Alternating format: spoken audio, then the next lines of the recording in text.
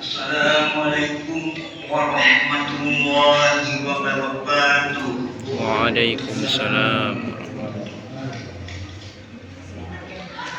Allahumma nawwir qalbi binuri hidayati kama nawwarta qalbi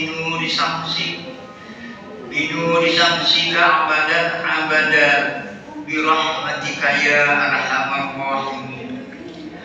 Wa rabbi a'udzu bika rabbi ayyahdurun lifadli bismillahirrahmanirrahim. Wa bishrah li sadri wa yassir li amri wahlul 'uqdatam min lisani yafqahu qawli. Para hadirin jemaah Masjid Hasyidin yang dimuliakan Allah, yang mana telah kita menginjak kepada malam 14 Ramadan, yaitu yang dimana di bulan-bulan yang dimuliakan Allah itu betul-betul adalah menjadi suatu ladang ibadah. Man shoma Ramadana imanan wa ihtisaban ghufira lahu ma qaddamu bidambi. Barang siapa yang menjalankan puasa di bulan Ramadan, maka segala dosanya akan diampuni. Man shoma tarawih imanan wa ihtisaban ghufira lahu ma qaddamu bidambi.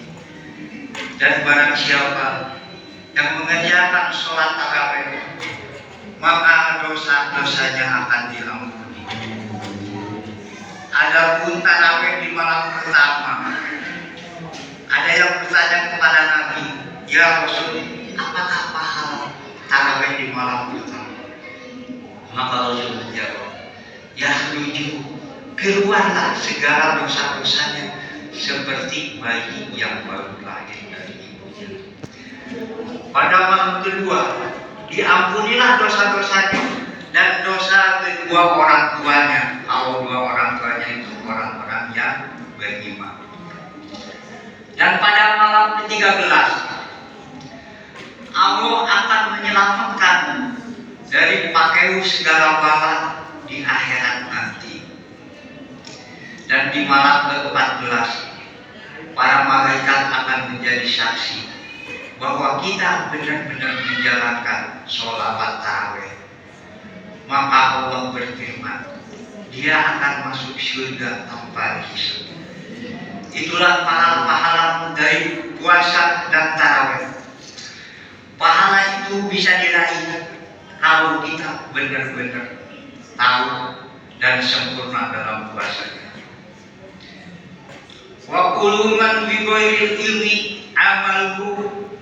amaluhu mardidatun la yuqbal.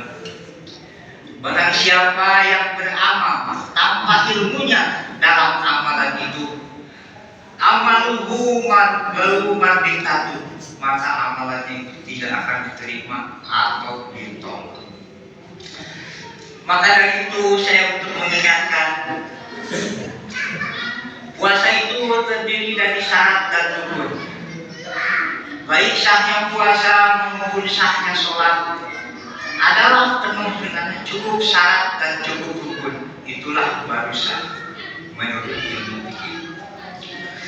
Maka syarat-syarat puasa itu ada 5. Syurutul syatihi arba'atu asya'a. Syarat-syarat puasa itu khamsatun, ada 5. Al-awalu, yang pertamanya orang Islam. Kalau bukan orang Islam, tidak diwajibkan puasa. Islam itu yang beriman. Jadi orang Islam yang harus berpuasa. Inna ilmu Islam. Tidak ada agama yang di sisi Allah yang diridhoi Allah hanyalah agama Islam. Yang kedua, tamyiz atau berakal. Tamyiz atau berakal, sudah dewasa. Anak-anak cukup harus dilatih, jangan dipaksa sampai mana dia kekuatan puasanya. Apakah yang dinamakan tamyiz budak balik itu? Tamam syaratan sanatan.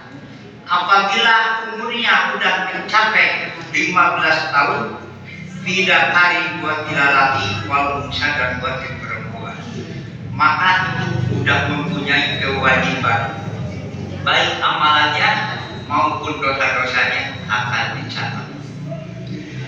Yang keduanya, wal ihtilamu fil umsya, yaitu sudah keluar, wal haidu tidak keluar, sudah Biji isinina walaupun berumur 9 tahun, itu sudah balik bagi perempuan.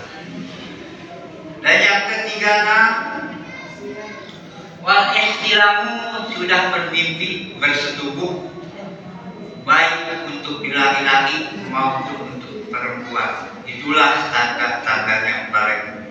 Berarti dia sudah mempunyai kewajiban. Yang ketiganya berakal, tidak wajib untuk orang gila. Yang keempatnya adalah suci dari hadas, wal haidu wal nifasu wal wiladatu. Jadi suci dari hadas haid, nifas, dan melahirkan. Itu adalah hadas besar, bersihkannya yaitu habis mandi. Ada hadas kecil dengan wudu, hadas besar dengan mandi. Dan yang keempatnya, mengetahui waktu, adanya matahari, adanya apa, mengetahui waktu. Itulah syarat sahnya puasa. Mudah-mudahan kita bisa nambah sedikit-sedikit ilmu. Adapun rukun puasa itu ada 2. Arkan salah satu isnaini. Rukun puasa itu ada 2, isnaini ada 2. Yang pertamanya adalah niat. Apa yang dinamakan niat itu? An-niyatu qad usayyin muqtawaman bi falihi wa ma halwa al-qalb. An-niyatu yang dinamakan niat itu Usaiin mengerjakan suatu pekerjaan bipalihi sambil mengerjakan pekerjaan itu. Di mana tempatnya niat? An-niyatu dan namanya tempatnya niat al-qalbu, di dalam hati. Tempatnya niat itu al-qalbu, di dalam hati.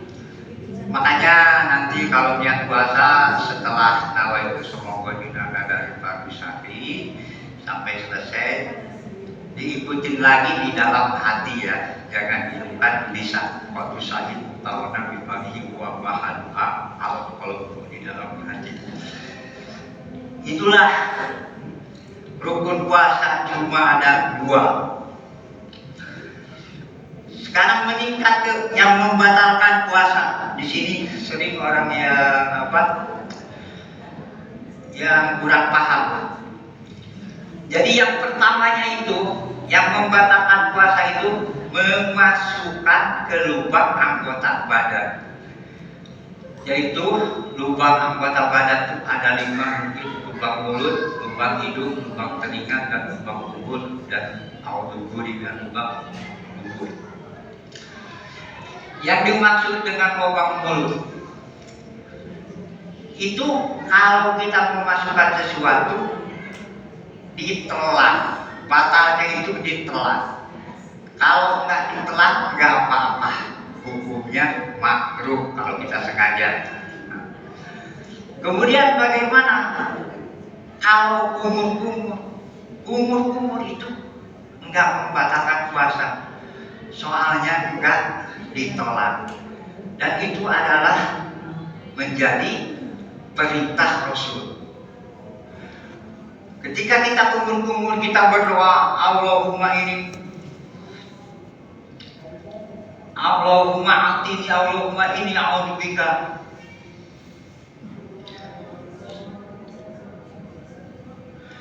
Ya Allah, jadikanlah mulutku yang bisa mendikirkan, dan jadikanlah mulutku yang tak pernah meminta orang, pernah mengomongin orang.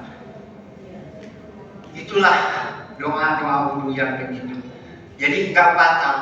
Allahumma asqini bin hadin nabiyyika sallallahu alaihi wasallam ila dzikri. Jadikanlah mulutku yang selalu berkata yang baik-baik dan berzikir mengingat Allah. Itu tidak batal.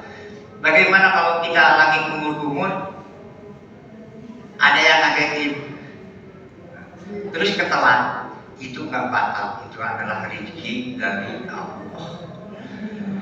Yang keduanya itu adalah mengisap air ke hidung. Itu sudah juga. Allahumma arini rohihatan jannati wa anta rodi. Ya Allah, berikanlah wangi-wangian surga walaupun masih di dunia. Kenapa? Jadi taman surga juga udah ada di dunia ini. Yaitu dengan hidup kita sakinah mawadah warahmah, itulah yang menjadikan taman surga. Jadi itu tidak membatalkan puasa, asal jangan sampai kerasa dan ke tenggorokan ya. Dan begitu juga mencuci telinga. Mencuci telinga juga sampai oleh-oleh ke sini nggak batal. Soalnya yang batal itu kalau pakai alat sampai ke dalam itu batal. Jadi jangan sampai kita mengurangi kesunatan dulu. Ketika telinga dicuci, Allahumma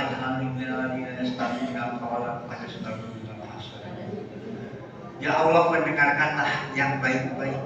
Jadi kalau mendengar itu harus yang baik-baik, karena doanya juga gitu. Begitu juga yang kita mencuci untuk beristinja, membersihkan, selagi sama telapak tangan nggak batal, walaupun nyampe di tangan siapapun juga. Yang batal itu kalau kita diginiin, dibelokin, itu batal.